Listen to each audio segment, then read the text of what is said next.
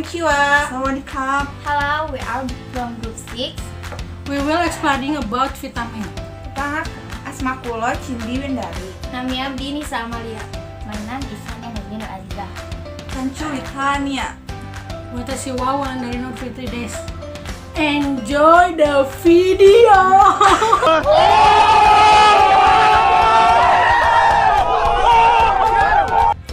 Apa itu vitamin? Vitamin dari dua kata, yaitu vita dan amin. Vita menunjuk kepada senyawa yang diperlukan oleh tubuh kita untuk hidup. Yang kedua kata amin yang berarti mengandung nitrogen, maka kemudian dikenal dengan vitamin. Vitamin adalah suatu senyawa kompleks yang sangat dibutuhkan oleh tubuh kita yang berfungsi membantu pengaturan atau proses kegiatan tubuh. Vitamin adalah senyawa organik yang termasuk bahan makanan esensial yang dibutuhkan oleh tubuh kita, tetapi tubuh kita tidak dapat mensintesisnya. Vitamin dibagi dua yang berdasarkan pada kelarutannya. Yang pertama adalah vitamin yang larut dalam air dan vitamin yang tidak larut dalam air.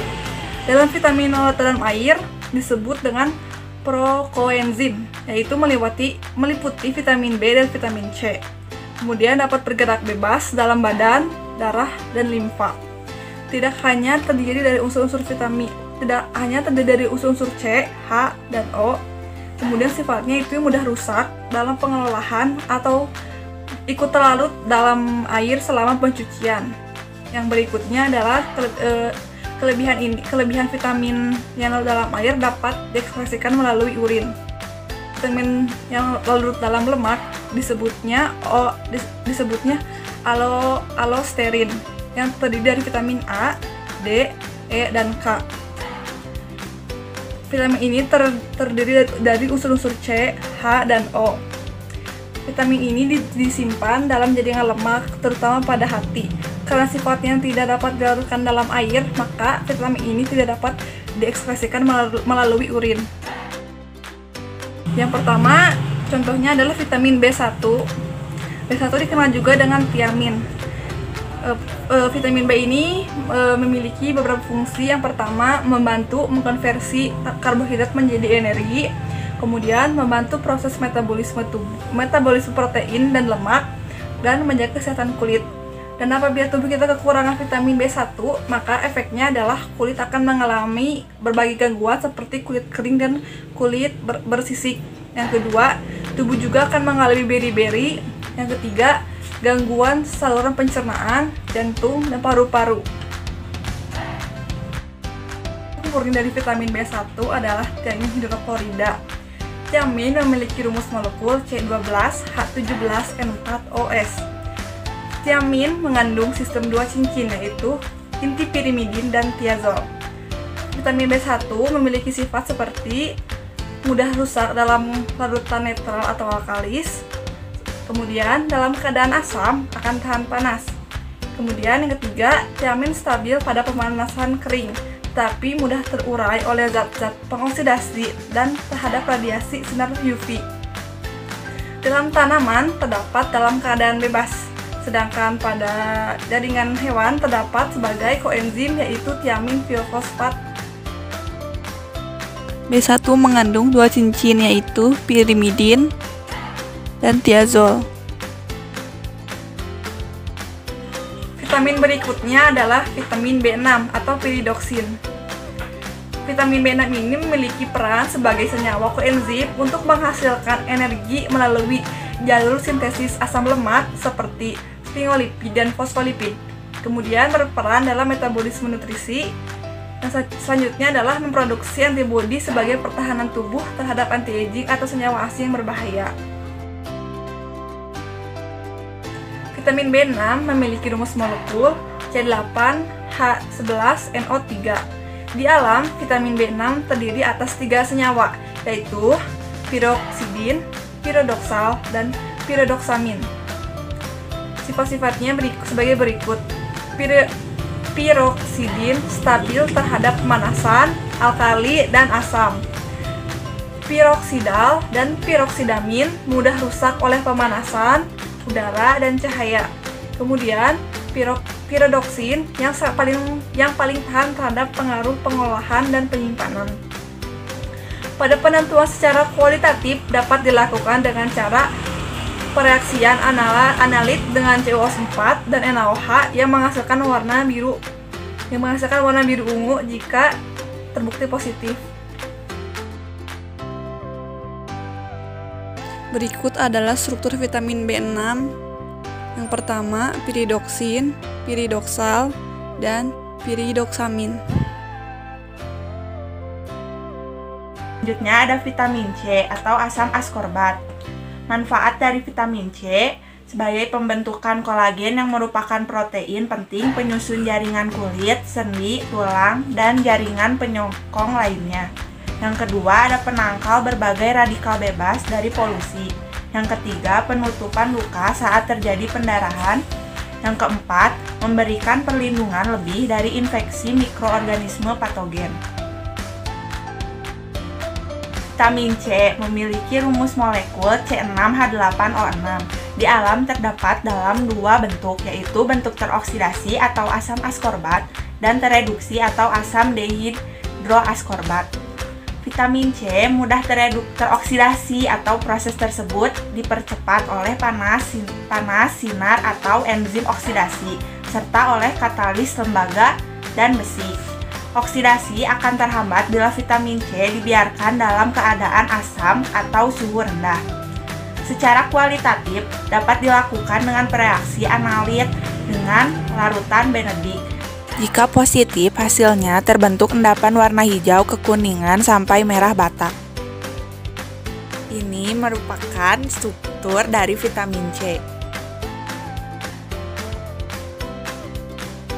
Yang selanjutnya ada vitamin E atau tokoperol. Fungsi dari vitamin E yang pertama membantu melawan radikal bebas, yang kedua dapat meningkatkan daya tahan tubuh, yang ketiga ada membantu mencegah kerutan, yang keempat ada pelindung dari penyakit jantung dan diabetes, yang kelima mencegah kerusakan jaringan tubuh akibat cedera, yang kelima mengurangi gejala kaki kram dan memiliki efek antikoagulan, yang keenam membantu mencegah kemandulan.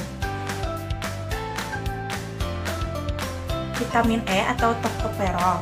Tokoperol berasal dari bahasa Yunani yang artinya toketos yang berarti kelahiran anak, dan pero berarti saya bawa, dan akhiran ol ditambahkan untuk menunjukkan bahwa bahan ini merupakan salah satu alkohol.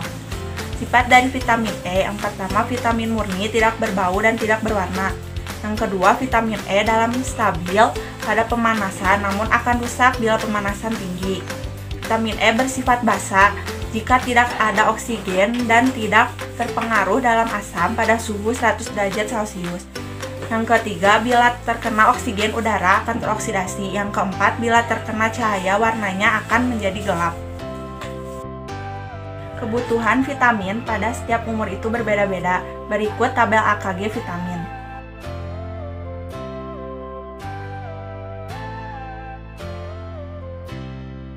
Berikut sumber-sumber vitamin. Vitamin A berasal dari wortel, ubi, sayur hijau, labu daging, dan telur. Vitamin D berasal dari jamur, ikan, telur, susu.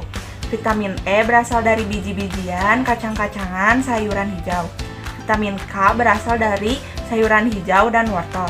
Vitamin B1 atau tiamin berasal dari gandum utuh, tuna, kedelai, jamur, bayam, susu, makarel, dan telur.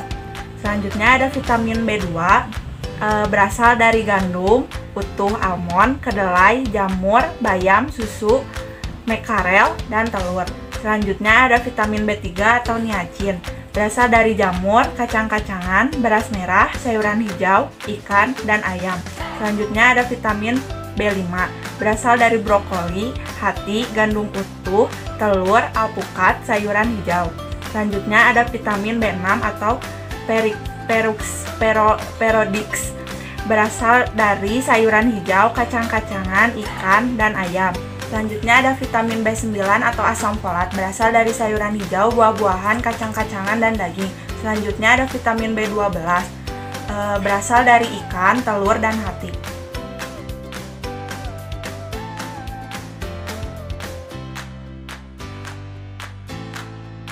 Pertama, uji vitamin B1. Prinsip praktikumnya itu berdasarkan reaksi kimia antara vitamin B1 dengan NaOH dan PB asetat disertai dengan pemanasan sehingga membentuk endapan berwarna coklat kehitaman.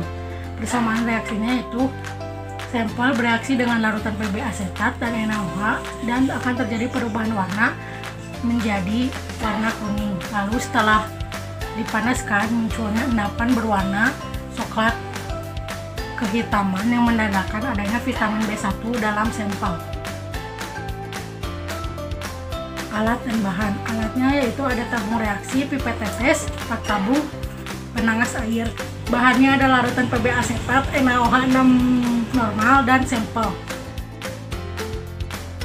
Di sini ada prosedurnya. Yang pertama, masukkan 10 tetes sampel ke dalam tabung reaksi. Yang kedua, tambahkan 10 tetes larutan PB asetat 10% dan 1 ml NaOH 6 normal. Yang ketiga, campurlah dengan baik, kemudian perhatikan timbulnya warna kuning yang terjadi. Yang keempat, selanjutnya panaskan sehingga akan timbul endapan warna coklat hitam yang menandakan vitamin B1 positif. Yang kedua, ada uji vitamin B6. Prinsipnya itu berdasarkan uji vitamin B6 secara kuantitatif dengan menggunakan reaksi Cu dan NaOH sebagai reagen, di mana saat sampel positif memiliki B6 pada hasil akhir akan berwarna biru atau ungu. Reaksinya yaitu sampel bereaksi dengan larutan CuSO4 dan NaOH, dan setelah diamati akan terjadi perubahan warna menjadi warna biru. Warna biru ini menandakan adanya vitamin B6 dalam sampel. Alat dan bahan. Alatnya itu ada tabung reaksi, pipet tetes, rak tabung. Bahannya itu ada larutan CuSO4 2%, NaOH 3 normal, dan sampel. Selanjutnya ada prosedur. Yang pertama, masukkan 5 tetes sampel ke dalam tabung reaksi. Yang kedua, tambahkan 2 tetes larutan CuS4 2% dan 10 tetes NaOH 3 normal. Yang ketiga, amati warna yang terjadi timbulnya warna biru keunguan, berarti vitamin B6 positif. Yang ketiga, ada uji vitamin C. Prinsipnya itu berdasarkan pemanasan antara vitamin C dengan larutan benedik hingga teramati endapan berwarna hijau kekuningan sampai merah bata. Alat dan bahan. Alatnya itu tabung reaksi, pipet tetes, rak tabung, dan penangas air. Bahannya ada reaksi benedik dan sampel. Selanjutnya ada prosedur. Yang pertama, masukkan 5 tetes sampel ke dalam tabung reaksi. Yang kedua, tambahkan 15 tetes reaksi benedik. Yang ketiga, panaskan di atas api kecil sampai mendidih selama 2 menit. Yang keempat, perhatikan adanya endapan yang terbentuk. Warna hijau kekuningan sampai merah bata menandakan vitamin C positif.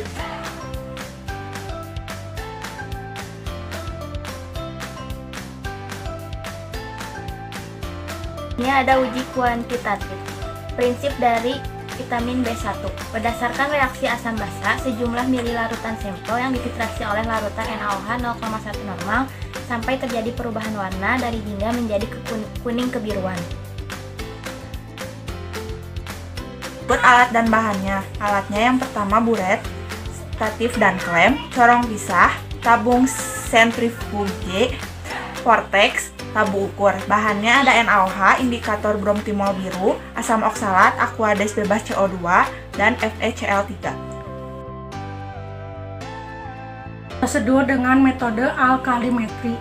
Pertama, mengisolasi sampel. Sampel dilarutkan dengan aquades bebas CO2, lalu dimasukkan ke dalam tabung sentrifuge, lalu dihomogenkan dan divortex, lalu disaring dan diuji dengan FeCl3. Bila masih ada B1 di residu, ekstraksi dilanjut sampai filtrat tidak terbentuk warna coklat.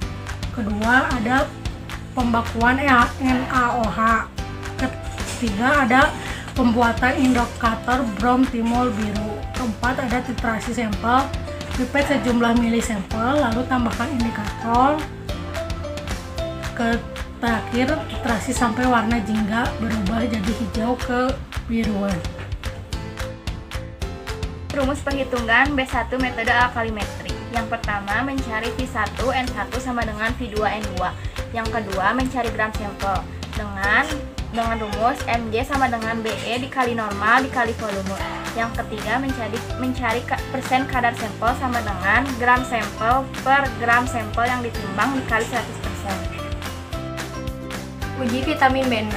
Prinsip percobaannya berdasarkan hukum Lambert-Beer, sejumlah mili tertentu sampel yang dilarutkan dan dibuat larutan deret standarnya. Kemudian dicari panjang gelombang maksimal sehingga kadarnya bisa dihitung. Kemudian ada alat bahannya. Ada alat yang pertama, spektrofotometri UV vis, centrifuge, magnet stirrer, labu ukur 10 mili, labu ukur 100 mili, beker gelas 100 mili, spatula, pipet ukur, kertas saring Wattman, pipet kolum. Kemudian ada bahannya. Yang pertama, sampel vitamin B6 dan Aquades. Prosedur spektrofotometri UV vis. Yang pertama, pembuatan larutan induk 1000 ppm. Timbang 10 gram sampel. Kemudian larutkan dengan Aquades 10 mili. Homogenkan. Kemudian saring menggunakan kertas saring Wattman. Encerkan menjadi 100 ppm dengan mempipet 1 mili larutan induk. Encerkan dengan Aquades 10 mili. Yang kedua, pembuatan kurva baku B6. Membuat larutan baku 60, 70, 80, 90, 100, 110, 120, dan 130 ppm. Kemudian dilihat nilai absorbansinya. Yang ketiga, penetapan kadar vitamin B6. Timbang sampel, kemudian larutkan di dalam labu ukur 100 mili. Homogenkan, lalu sentrifuge hasilnya disaring. Ambil 1 mili larutan, encerkan menggunakan labu ukur 10 mili. Dilihat nilai absorbansinya menggunakan spektrofotometri UV vis.